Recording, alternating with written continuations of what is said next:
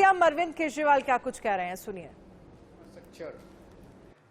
देश के कई प्राइवेट स्कूलों में इतना शानदार व्यवस्था नहीं है जितनी आज दिल्ली के सरकारी स्कूलों में है।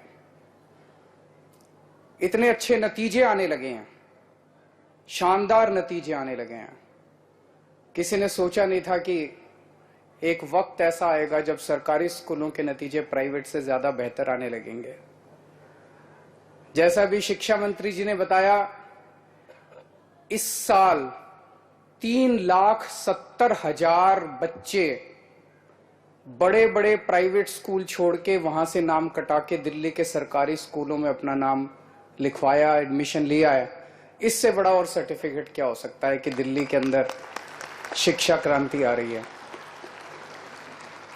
आज मुझे बेहद खुशी है कि आज से लगभग 3 साल पहले जो हम लोगों ने 11,000 क्लासरूम बनाने का कार्यक्रम शुरू किया था, बनाने शुरू किए थे, आज वही 12,430 क्लासरूम मात्र 3 साल में बन के तैयार हो गए हैं। ये भी अपने आप में हमारे देश के अंदर जो व्यवस्था है उसमें एक अजूबा ही माना जाएगा। नहीं तो हम देखते हैं कि कोई भी स्कूल, अस्पताल, उसकी फाउंडेशन, उसकी नींव जो है वो हर चुनाव के पहले फोड़ा जाता है नारियल, और फिर अगले चुनाव में फिर नारियल फोड़ते हैं, और फिर अगले चुनाव में फिर नारियल फोड़ते हैं। बनता कभी नहीं है। हमारे यहाँ अगले चुनाव के पहले ही बना देते हैं। जितने काम शुरू करते हैं वो सारे काम जो है वो टाइम के पहले शुरू हो जाते हैं। तो मैं आज दिल्ली के सारे दिल्ली वासियों को, दिल्ली के लोगों को, बच्चों को बहुत बहुत बधाई देना चाहता हूं। इतने बड़े स्तर पे आप सोच के देखो, 12,430 क्लासरूम का क्या मतलब है। अगर एक नया स्कूल बनता है 10वीं क्लास तक का, उसमें कितने कमरे होते होंगे? 20, 30, 40, 50। 50 भी बहुत है। तो अगर हम 50 कमरे भी एक क्लासरूम में माने तो आज एक तरह से लगभग 250 नए स्कूल बन के तैयार हो रहे हैं। और इन स्कूलों में शानदार लेबोरेटरी, शानदार मल्टीपर्पज हॉल, और इनमें कई कमरे ऐसे हैं जो डिजिटल कमरे हैं, डिजिटल क्लासरूम है, उनके बोर्ड वगैरह डिजिटल हैं, जो कि बड़े बड़े प्राइवेट स्कूलों में नहीं मिलते। वो आज हमारे दिल्ली के सरकारी स्कूलों में है। यहां आने से पहले मैंने थोड़ी सी रिसर्च करी तो पता चला कि पिछले 7 साल में दिल्ली सरकार ने टोटल मिला के दिल्ली में जो 20,000 क्लासरूम बनाए हैं, टोटल 7 साल में 20,000 टोटल क्लासरूम बनाए हैं। इसके मुकाबले पूरा देश अगर देखें हम, पूरे देश की जितनी दूसरी राज्य सरकारें हैं, केंद्र सरकार है, सारी सरकारों को अगर हम मिला लें तो पूरे देश में भी 7 साल में 20,000 क्लासरूम नहीं बने जितने अकेले दिल्ली में बन गए। ये बड़ी बात है कि पूरे देश में 20,000 क्लासरूम नहीं बने 7 साल में। सारी सरकारें मिला, मध्य प्रदेश, राजस्थान, केरला, ये फलाना ढिमका, जितनी सारी सरकारें मिला लो, केंद्र सरकार मिला लो, सबने मिला के 7 साल में 20,000 क्लासरूम नहीं बनाए जितने दिल्ली सरकार ने अकेले दिल्ली में बना दिए। बाबा साहब का सपना था। बाबा साहब ने शिक्षा पे बहुत जोर दिया था। बाबा साहब का सपना था कि हर बच्चे को, चाहे वो गरीब का बच्चा हो, चाहे वो दलित का बच्चा हो, हर बच्चे को अच्छी से अच्छी शिक्षा मिलनी चाहिए। दुर्भाग्यवश आज 75 साल हो गए आजादी के, 75 साल के बाद भी बाबा साहब का यह सपना पूरा नहीं हुआ। आज गरीबों के बच्चों को, बाकी देश के हिस्सों में गरीबों के बच्चों को अच्छी शिक्षा नहीं मिलती। वो सरकारी स्कूलों में जाते हैं, सरकारी स्कूलों का बुरा हाल है जैसे पहले दिल्ली में होता था। मुझे खुशी है कि बाबा साहब का सपना कम से कम आजादी के 75 साल बाद कम से कम दिल्ली में पूरा होना चालू हो गया।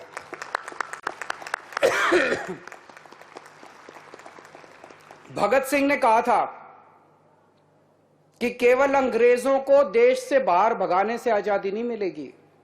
आजादी तब मिलेगी जब इस देश के गरीब बच्चे को और अमीर बच्चे को एक जैसी शिक्षा मिलनी चालू होगी। आज मुझे खुशी है कि भगत सिंह का सपना दिल्ली में पूरा हो रहा है। दिल्ली के सरकारी स्कूलों में अब एक अफसर का बच्चा, जज का बच्चा, रिक्शे वाले का बच्चा और मजदूर का बच्चा एक ही डेस्क पे बैठ के एक साथ एक जैसी पढ़ाई करते हैं।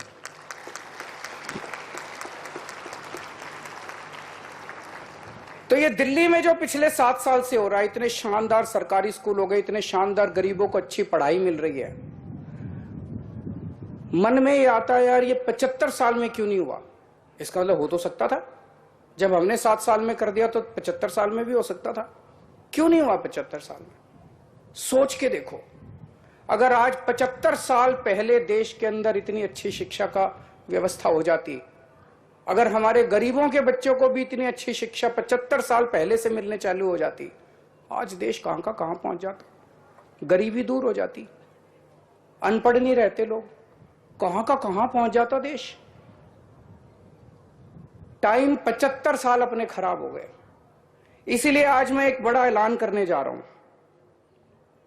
आज मैं एक ऑफर कर रहा हूं, अपने पास समय नहीं है, देश ऑलरेडी 75 साल खो चुका है, हमें राजनीति नहीं करनी, हमारे लिए देश इंपॉर्टेंट है।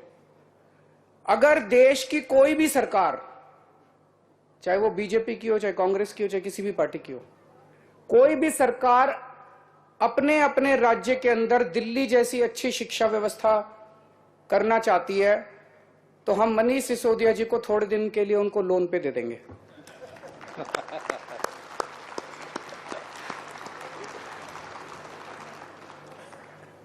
दिल्ली में अस्पताल भी बड़े अच्छे हो गए, मोहल्ला क्लिनिक भी बड़े अच्छे हो गए। तो अगर देश की कोई भी सरकार, चाहे बीजेपी की हो, कांग्रेस की हो, किसी भी पार्टी की हो, अपने राज्य में अस्पताल अच्छे करना चाहती है, मोहल्ला क्लिनिक अच्छे करना चाहती है, तो हम थोड़े दिन के लिए सत्येंद्र जैन को उनको लोन पे दे देंगे। हमारा मकसद ये नहीं है कि हम हर जगह चुनाव लड़ के जीते हैं, चुनाव लड़, हम यहाँ पे कोई नेपोलियन नहीं है कि घोड़ा लेके चला था और एक के बाद एक। हमारा मकसद देश है, देश आगे बढ़ना चाहिए। अगर दूसरी पार्टियों की सरकारें अपने अपने राज्य में शिक्षा व्यवस्था, स्वास्थ्य व्यवस्था ठीक करना चाहती हैं, हम उनकी मदद करेंगे। हम चाहते हैं कि सारा देश आगे बढ़े। अगर वो लोग भी अच्छा काम करके उनको वोट मिले, अपने को क्या है, देश आगे बढ़ना चाहिए। हमारे सामने देश है, हम तो चाहते हैं देश से भ्रष्टाचार खत्म होना चाहिए, देश में अच्छी शिक्षा सबको मिलनी चाहिए, अच्छे अस्पताल बनने चाहिए, अच्छे स्कूल बनने चाहिए, ये हमारा मकसद है। तो आज ये हम ऐलान कर रहे हैं, कोई भी हमसे मदद मांगेगा, हम उनको मदद करने के लिए तैयार हैं।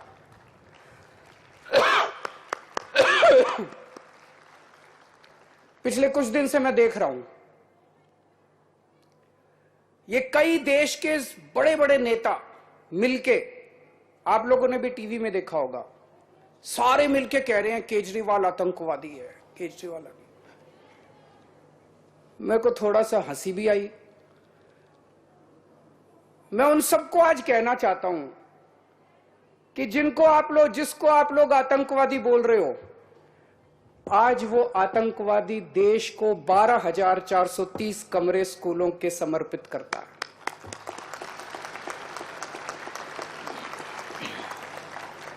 आज वो आतंकवादी ऐसे स्कूल बना रहा है जिसमें एक ही डेस्क पे बैठ के गरीबों के और अमीरों के बच्चे पढ़ रहे हैं। आज वो आतंकवादी भगत सिंह और बाबा साहब अंबेडकर के सपने पूरे कर रहा है।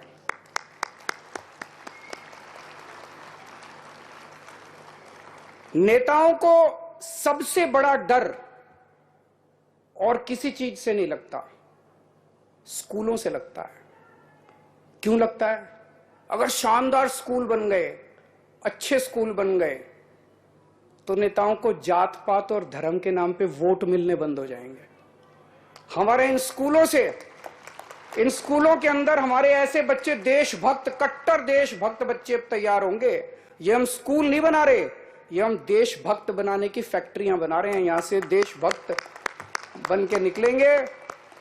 और जब ये आप सोच के देखो, 5 से 10 साल के बाद जब ये बच्चे बाहर निकलेंगे, ये बच्चे किस आधार पे वोट देंगे? ये धर्म और जात के आधार पे वोट नहीं देंगे, ये देश के विकास के नाम पे वोट दिया करेंगे। इसीलिए कोई नेता स्कूल नहीं बनाना चाहता। ये लोग कहते हैं केजरीवाल सब कुछ फ्री करता जा रहा है, फ्री करता जा रहा है, फ्री करता जा रहा है। मैं पूछना चाहता हूं कि अगर मैं दिल्ली में सरकारी स्कूल शानदार बना रहा हूं, जहां पे गरीबों को शानदार शिक्षा मिल रही है, गरीबों के बच्चों को, और अगर मैं उनको फ्री में शिक्षा दे रहा हूं, इससे बड़ा देशभक्ति का और राष्ट्र निर्माण का काम क्या हो सकता है। बच्चों को तो फ्री शिक्षा मिलनी चाहिए।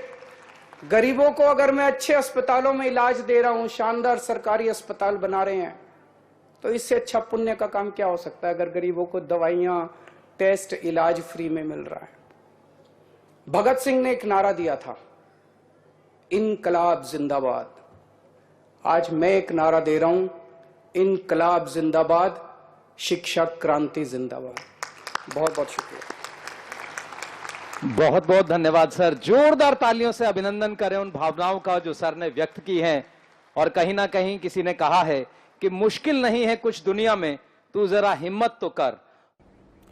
तो दिल्ली के मुख्यमंत्री अरविंद केजरीवाल को आप सुन रहे थे, जहां उन्होंने 12,000 स्मार्ट क्लासरूम का तोहफा दिल्ली को दिया। उन्होंने कहा कि इन क्लासरूम में, इन स्कूलों में जो बच्चे पढ़ेंगे और जब वो बच्चे निकलेंगे तो हम इन स्कूलों में कट्टर देशभक्त बना रहे हैं। तो जाति के आधार पर वोट नहीं दिया जाएगा, अब वोट विकास के आधार पर दिया जाएगा। इस तरह जिस तरह से देखा जाए, दिल्ली के सीएम अरविंद केजरीवाल ने ये बड़ी सौगात दिल्ली के स्कूलों, दिल्ली के बच्चों को दी है। वक्त एक छोटे से ब्रेक का, फौरन हाजिर होंगे।